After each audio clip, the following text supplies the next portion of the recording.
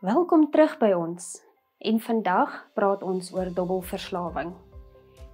Nou ek is seker die groot vraag is, as ons praat oor skermbeheer, hoekom praat ons vandag oor dobbelverslawing? Statistieke wys, die laaste 2 jaar is aanlyn dobbelverslawing op met tussen 40 en 50%. Die nuutste statistieke wys, tussen 5 en 15% daarvan is ons tieners. Die res is ons groot mense. So hierdie volgende 2 is vir almal. Wat is dobbelverslawing? Dit is die dwang om aanlyn te wees en te dobbel. Ons gaan nie meer casinos toe nie. Ons sit nie meer waar mense ons kan sien nie. Ons sit nie meer waar ons tyd kan dophou nie. Ons sit in ons huise waar dit baie maklik is en daar nie verantwoordelikheid is nie. Dobbelverslawing is om te dobbel ten spyte van die negatiewe effek wat dit het. Ons sal nou 'n bietjie praat oor wat is die negatiewe effekte. So ons het 'n paar vrae vandag wat ek vir ons gaan antwoord. Wat is tekens en simptome? Hoekom is dit verslawend? Wat is die gevolge? So kom ons begin met, wat is die sielkundige gevolge? Wanneer ons dobbel, is daar angs betrokke. Daar is depressie betrokke. Mense raak emosioneel onstabiel. Daar skuldgevoelens wat daarmee saamgaan. Mense raak skaam en mense het 'n verminderde hanteringsvermoë. Nou die vraag is, hoekom al hierdie simptome? Die groot antwoord is, ons verloor geld. Dit is geld wat moes ons huis betaal. Dit is geld wat ons kinders se kos koop en skoolgelde betaal. Dit is geld wat water en ligte betaal en nou is dit weg. Die effek daarvan is enorm. Die langtermyn effek daarvan is dat mense goed doen om die verliese na te jaag. Dit kan oneties wees. Dit kan skelm wees. Dit kan jou kind se PlayStation gaan pawn om 'n paar rand te hê om net skuld te betaal en om nie weer te kan terugkry nie. Hoe verduidelik jy daai? Hoe algemeen is aanlyn dobbel? Dis minder algemeen, maar op die oomblik en met statistieke is dit aan die toeneem. Dit is aan die toeneem tussen ons tieners. So die vraag is dan ook, hoeveel geld laat ons toe dat ons kinders mee rondloop, sodat dit veralgemeen kan word? Kyk ons na 'n sakgeldjie vir 'n snoepie, of gee ons 'n enorme bedrag om hulle besig te hou? Hoekom is dit verslawend? So 'n paar sessies terug het Adri vir ons verduidelik, wat gebeur in die brein om 'n verslawing te veroorsaak met skermbeheer. En hierdie is presies dieselfde. Dis dopamien wat vorm in die brein.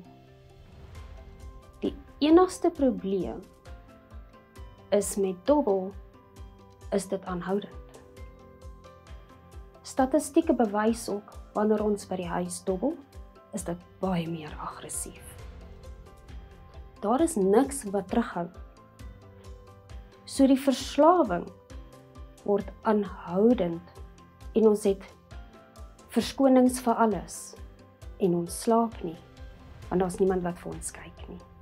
Met dobbelverslawing is dit visueel en auditief en daar is konstante belonings. Met ander woorde, daar is liggies wat die hele tyd afgaan. Daar is klanke wat die hele tyd afgaan. Dis vreeslik opgewonde.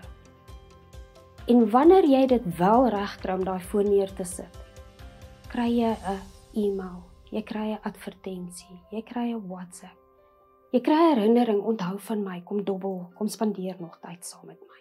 Wat is die simptome van dobbelverslawing wat jy moet dophou vir almal om jou?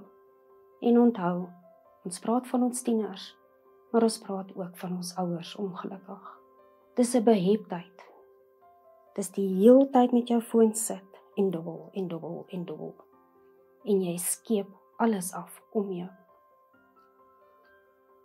Daar is 'n euforie wat saam met dit gaan, as jy geld wen. Maar daar is 'n frustrasie wat meerendeels voorkom wanneer jy geld verloor. Nou moet jy dit najaag. Jy moet die geld terugwen. Hoe anders verduidelik jy vir jou familie? Jy kan nie kos koop nie. Mense raak aggressief, mense raak kwaad. Dit is hoe die frustrasie deurkom. Ongelukkig, hoe langer die dobbel aanhou, hoe groter word die bedrag. Mense begin geld leen, mense vra familie vir geld, mense gaan na loan sharks toe vir geld, want dit is baie maklik om te kry. Daar is natuurlik die ergste kant van dit ook, waar mense steel om goed te verkoop. Mense skade aanrig by hulle werk. Fraud, geld steel, verduistering. Mense kan nie stop nie. En ons almal ken 'n verslawende. Ek kan stop wanneer ek wil. Ek kan enige tyd stop. Ongelukkig is dit nie moontlik nie. En dit vat nie lank om tot op daai punt te kom nie. En dan natuurlik die slapeloosheid. Want dit bly jou jaag. En jy bly dink ek wil net nog bietjie. Daar is 'n drang wat gebeur. Ek moet nog. Ek moet die hele tyd kyk. Daar is altyd advertensies wat vir jou sê, as jy R5 spandeer, kry jy R10. En as jy R10 spandeer, kry jy R100 om meer te dobbel. En dit is die advertensies en die belonings wat die hele tyd vir jou beloof word. En hulle probeer jou laat glo, jy is die hele tyd vooruit. Maar daai geld is nooit te sien nie. Daar is baie leuns wat deurkom. En mense leer om jou nie te vertrou nie. Want alles is leuns om dit toe te maak. So die gevolge van dobbel is angs. Want wie gaan my uitvang? Dit is depressie. Want dit is die skade wat ek aangerig is. Daar is soveel skuldgevoelens en skaamte wat saam met dit gepaard gaan. Mense het 'n verminderde hanteringsvermoë.